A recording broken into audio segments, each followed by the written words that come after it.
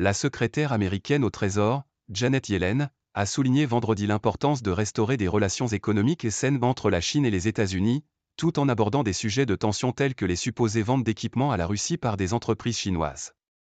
La ministre de l'économie et des finances de Joe Biden s'est entretenue jeudi et vendredi avec le vice-premier ministre chinois Li Fan à San Francisco, dans le cadre du sommet de la coopération économique pour l'Asie-Pacifique, APEC, qui se tient dans la ville californienne du 12 au 18 novembre. Les deux pays, qui entretiennent des relations tendues, cherchent à renouer depuis plusieurs mois grâce à des visites diplomatiques.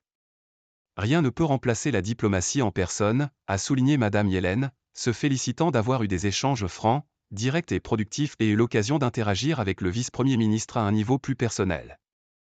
Elle a annoncé qu'elle se rendrait en Chine en 2024, sur invitation du dirigeant. Elle y était déjà allée début juillet. La Maison-Blanche a de son côté fait savoir vendredi que M. Biden rencontrera son homologue chinois Xi Jinping le 15 novembre dans la région de San Francisco, avec pour objectif de gérer de manière responsable la rivalité Washington-Pékin.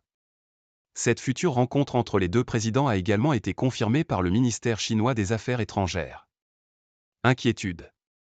De Taïwan aux questions économiques en passant par la mer de Chine méridionale, les sujets de tension sont nombreux.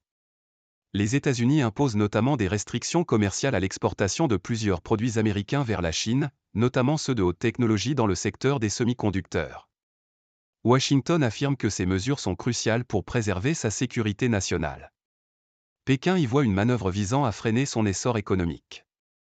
Les États-Unis imposent également des sanctions contre de nombreuses entreprises chinoises.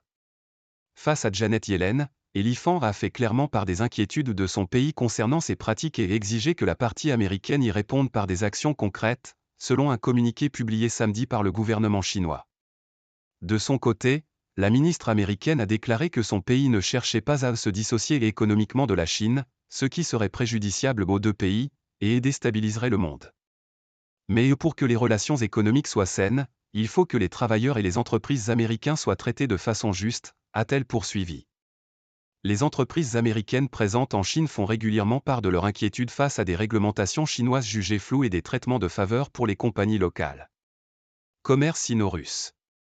Selon la Chine, Monsieur et Madame Yellen se sont toutefois félicités du développement de relations économiques saines qui offrent des conditions de concurrence équitables aux entreprises et aux travailleurs des deux pays et améliorent le bien-être des deux peuples. Les deux responsables sont convenus de renforcer la communication afin d'éviter malentendus et situations inattendues susceptibles de provoquer une escalade des frictions, précise le communiqué chinois.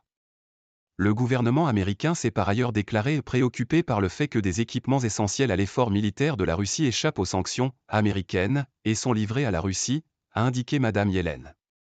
Nous avons des preuves que certaines entreprises chinoises, et je ne dis certainement pas que le gouvernement chinois est au courant, pourraient contribuer à l'acheminement de ces équipements et de ce matériel vers la Russie, et que certaines institutions financières pourraient être impliquées dans la facilitation de cet acheminement, a-t-elle noté. Faute d'action de la part de Pékin, a-t-elle ajouté, les États-Unis sont prêts à mettre en place de nouvelles sanctions. La Chine entretient des relations très proches avec la Russie. Elle n'a pas condamné publiquement l'intervention militaire russe sur le territoire ukrainien, appelle à prendre en compte les préoccupations de Moscou en matière de sécurité, mais a également exhorté au respect de l'intégrité territoriale de tous les pays, sous-entendu Ukraine comprise.